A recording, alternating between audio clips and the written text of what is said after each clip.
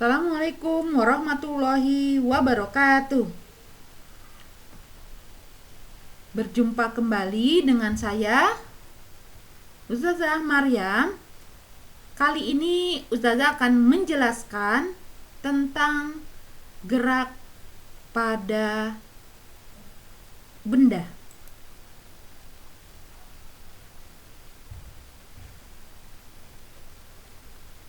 Gerak pada benda merupakan rangkaian tema gerak, namun berbeda dengan gerak pada makhluk hidup yang telah kita bahas pada pertemuan sebelumnya.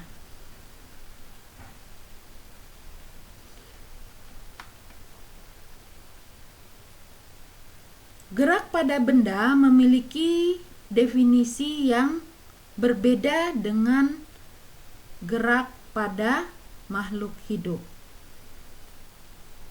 Baik, kita amati mulai dari kompetensi dasarnya. Kompetensi dasar 3.2 menganalisis gerak lurus, pengaruh gaya terhadap gerak berdasarkan hukum Newton dan penerapannya pada gerak benda dan gerak makhluk hidup. Sedangkan kompetensi dasar keterampilannya yaitu 4.2, peserta didik mampu menyajikan hasil penyelidikan pengaruh gaya terhadap gerak benda.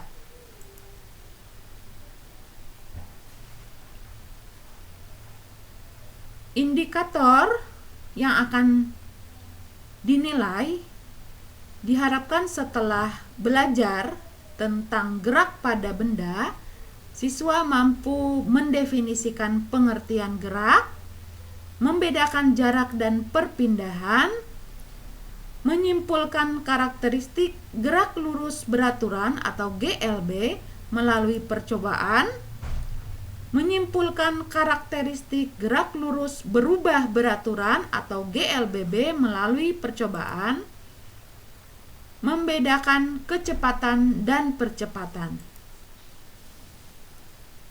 dan menerapkan besaran-besaran fisika dalam gerak lurus beraturan dan gerak lurus berubah beraturan dalam bentuk persamaan dan menggunakannya dalam pemecahan masalah sehari-hari.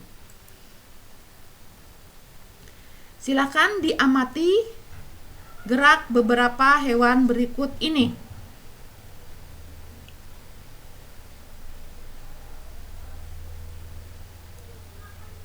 Apa yang kalian lihat dari tayangan gambar berikut?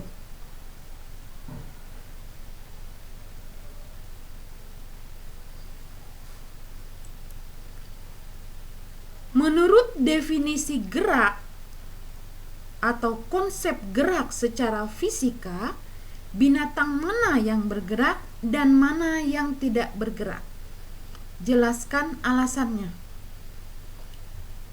Di sini Ustazah akan menyajikan definisi gerak menurut fisika, yaitu perubahan posisi benda terhadap titik acuannya. Jika kalian perhatikan dari awal bahwa ada beberapa hewan yang bergerak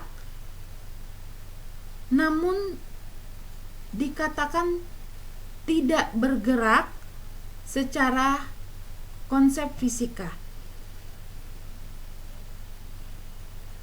Kalau kita amati burung bagian kiri ini, walaupun burung tersebut mengepakkan sayapnya, namun dikatakan tidak bergerak secara fisika. Mengapa? Karena burung ini tidak mengalami perubahan posisi. Posisinya tetap di sini walaupun sayapnya bergerak. Begitu juga dengan kucing. Kucing berwarna hitam putih ini, walaupun dia sesekali menggelengkan kepalanya, namun dikatakan dia tidak bergerak secara fisika. Berbeda dengan burung yang terbang di sini. Terjadi perubahan posisi ya, dari sebelah kiri ke sebelah kanan. Maka dikatakan burung ini bergerak. Begitu juga jika kalian amati di awal tadi, kucing berwarna putih ini awalnya berada di bawah, kemudian naik ke atas. Maka dikatakan kucing ini bergerak. Walaupun kemudian setelah sampai di tempat dia tidak bergerak-gerak ya, seperti ini. Di sini juga sesekali kita melihat lintasan dari anjing dan citah. Nah, anjing dan citah ini juga dikatakan bergerak secara fisika ya. Berarti ada 4 hewan yang bergerak, yaitu burung berwarna hitam dan putih, kemudian kucing, kemudian citah, dan anjing. Sedangkan hewan-hewan yang lain seperti burung putih yang ini, kucing hitam putih, dan bebek ini dikatakan tidak bergerak secara fisika. Baik, sudah dapat memahami ya konsep dari ataupun definisi gerak. Jika sudah, kita lanjut ke pengertian jarak dan perpindahan.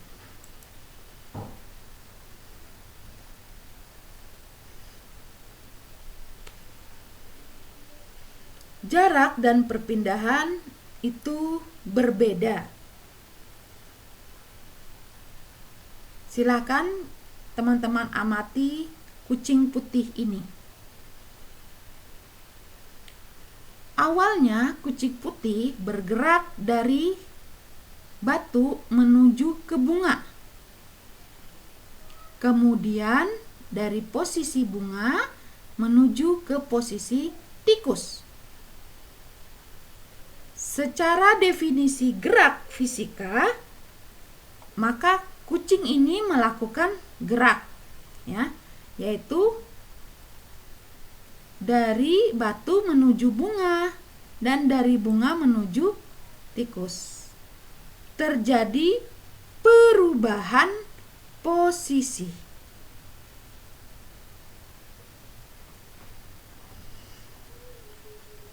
Nah, di sini dikatakan berapa jarak serta perpindahannya.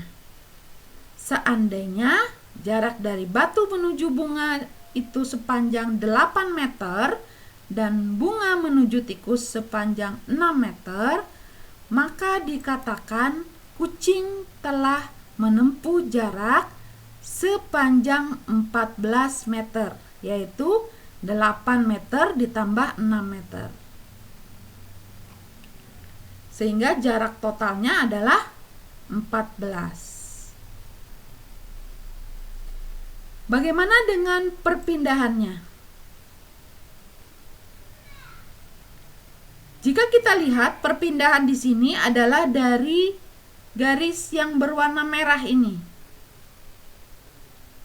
Sehingga perpindahan dikatakan posisi awal terhadap posisi akhirnya. Jarak posisi awal terhadap posisi akhirnya. Jika kita hitung berdasarkan rumus Pythagoras, maka akan diperoleh 10 meter.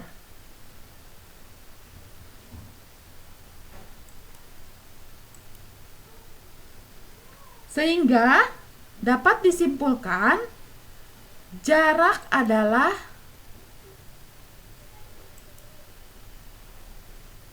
keseluruhan yang sudah ditempuh. Itu disebut dengan jarak.